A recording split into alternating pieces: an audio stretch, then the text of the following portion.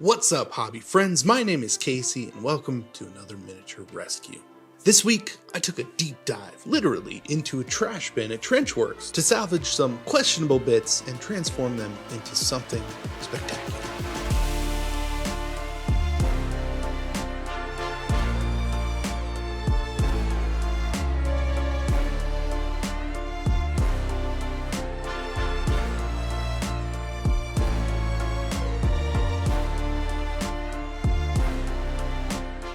A couple of months ago, my buddy Brent from Goobertown Hobbies and I visited Trenchworx, a model manufacturing company based in the United States. They specialize in making a wide variety of miniatures using 4 different methods: 2-part resin casting, 3D printing, cyocast, and good old-fashioned metal casting.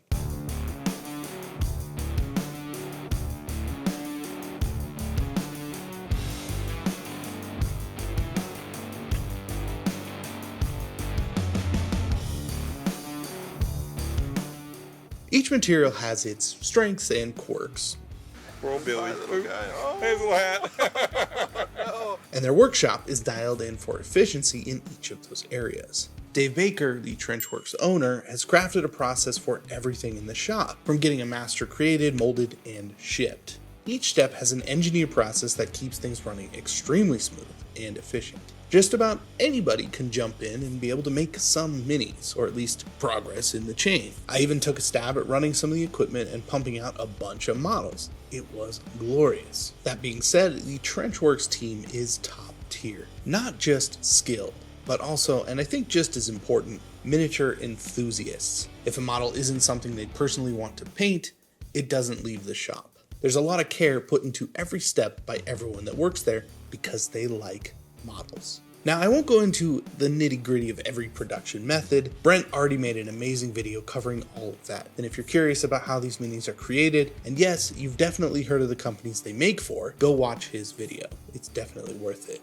Now, not every model turns out perfect, of course. Miscasts, broken parts, and failed test prints. Those all end up in a couple of different bins. There's the general bin for miscasts and stuff with air bubbles, incomplete molds, or slight deformities. And then there's the actual trash, which is for the unsalvageable, broken, whatever actual garbage. Interestingly, there isn't a lot of actual waste because Trenchworx recycles a lot of materials. Plus, one of their clients, Victoria Miniatures, sells actual scrappers bits bags. Now, these grab bags are filled with about 100 grams of miscast parts, weapons, characters, minis, all sorts of different things like that. They're random, unique, and pretty awesome if you like kit bashing, and they're made up of parts that don't go out of the door. Every time a Victoria miniature gets made, and it doesn't quite meet the standard to be shipped out, it goes into that scrapper bin, which is really where I spent a good amount of time.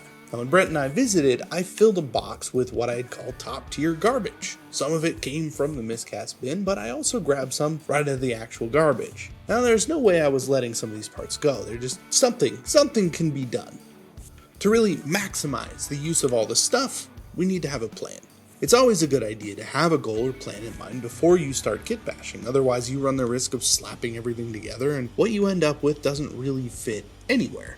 I do have something in mind though, and it's kind of perfect for the types of miniatures that Trenchworx actually makes. For those who don't know, Trench Crusade is an alternate history World War I inspired miniatures game in the grimdark aesthetic. Now, I backed their Kickstarter, and I'm pretty stupidly excited to start building and painting for this game. This pile of Trenchworx garbage here feels almost poetic to use it for such a gritty dystopian theme. After all, Trenchworx is known for making World War I historical tanks and very nice fantasy and sci-fi minis along with it. So this feels pretty right, and I hope that tanks do end up making their way in this game at some point because I already know where I'm going to get them from. I'm aiming to build at least, say, 5 models for a good start to a war bin.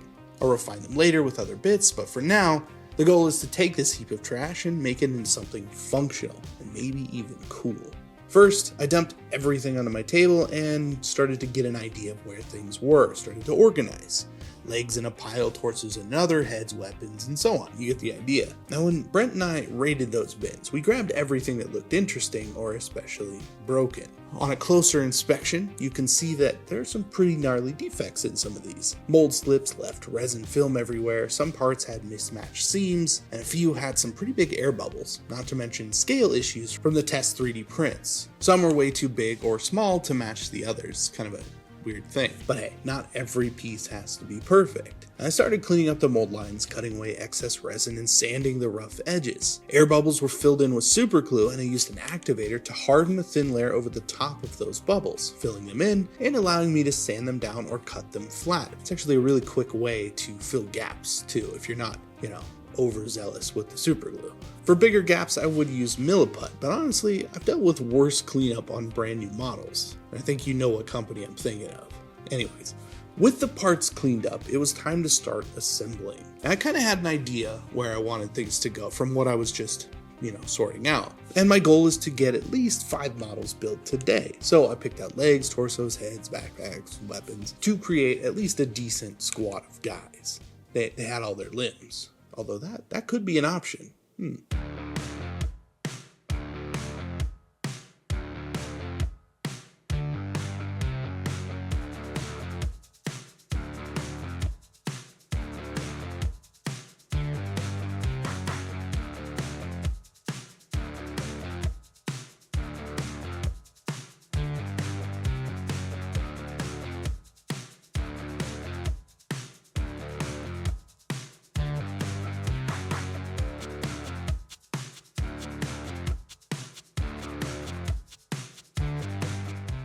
Okay, so I pretty much laid out all the parts that I have. A bunch of different things. We've already started to kit bash some stuff. Things are turning out pretty cool. Now that I've gone through a bunch of these things, though, I feel like I want to separate them into parts and pieces and get them put into a small box. And that way we can take a lot of the heads and torsos and left arm, right arm, or combinations and legs and that kind of thing. If we want to just build stuff out of the parts that we have available or know where they are, we can just go to the little box and get them.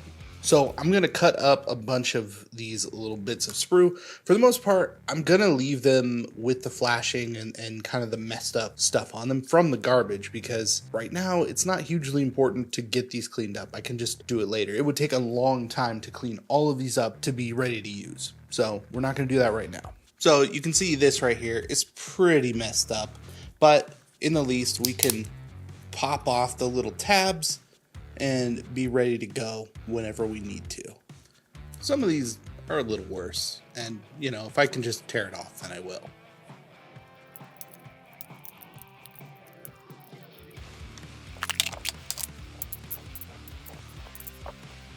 In a lot of cases, these are prepped. I did actually go ahead and clean a ton of these and make them ready to go. There's not a lot of imperfections anymore. We've pretty much gotten rid of the mold lines. So I'm going to separate these into like a ready to go pile. That way, at a glance, I know, oh, these ones need to be cleaned. These ones are just, I can grab a pair of legs and make whatever I need to make.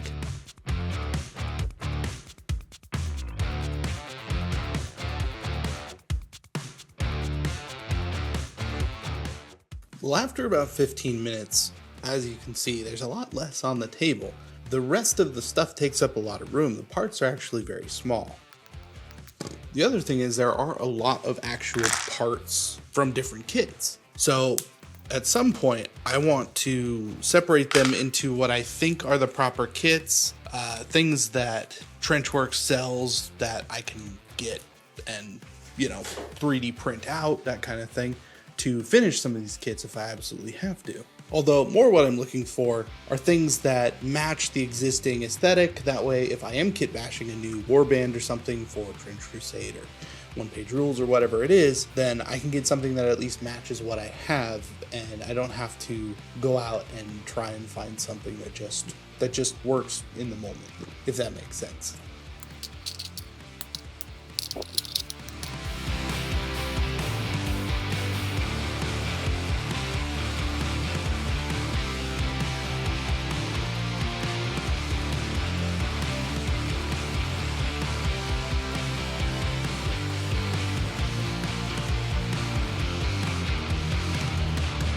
As I worked and sorted, I realized that my storage solution really wasn't cutting it. The box I was using was a disaster, nothing was really organized. So I jumped on Amazon real quick, ordered a cheap tackle box, and had it delivered the next day. Once everything was sorted into its own little tiny compartment, I could finally see what I was working with. That's probably the neatest that this pile of garbage will ever look.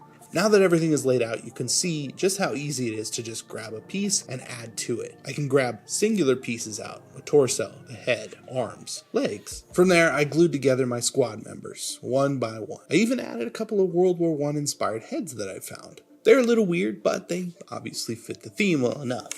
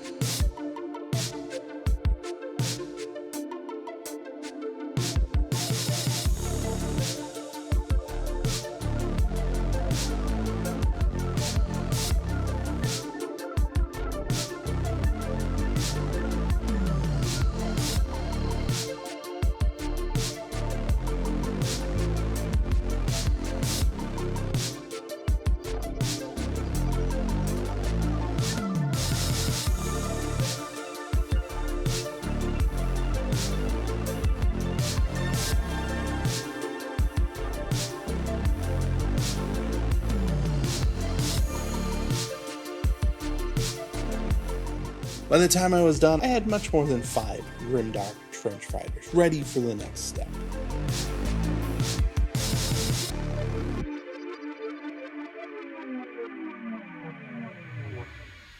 With the models assembled, it was time to prime them. I started with a matte black base coat through the airbrush to give everything a uniform surface. Then I added a zenithal highlight with white, starting from the sides for an even gray, and finishing with a top coat, bringing out the highlights. Priming pulls everything together. All of the mismatched resin and random bits now look more cohesive. This is really when you can tell if things are working or not, and in this case, I think these are definitely going to work for Trench Crusade as yeomen for the new Antioch faction. Not too bad at all.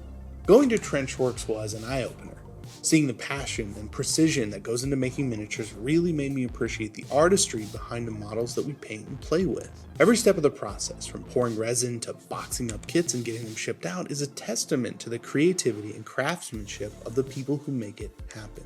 But what really stuck with me was how much potential exists in the little things that we often dismiss. A bin of miscast could easily be seen as trash, but it's also a treasure trove of creativity waiting to happen. That's kind of the beauty of this hobby.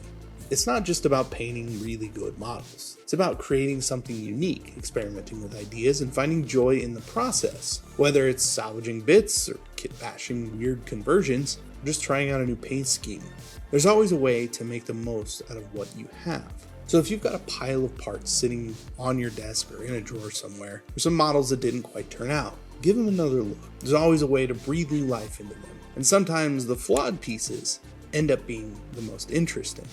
Thank you again for joining me on another miniature rescue. If you like something about this video, please consider hitting that like button, sharing this video with your hobby friends, and subscribing for more miniature rescues. Once again, I'm Casey, and I will see you in the next video. And of course, check out Trenchworx. They've got a lot of really cool models, and I think it's worth your time. Thanks again.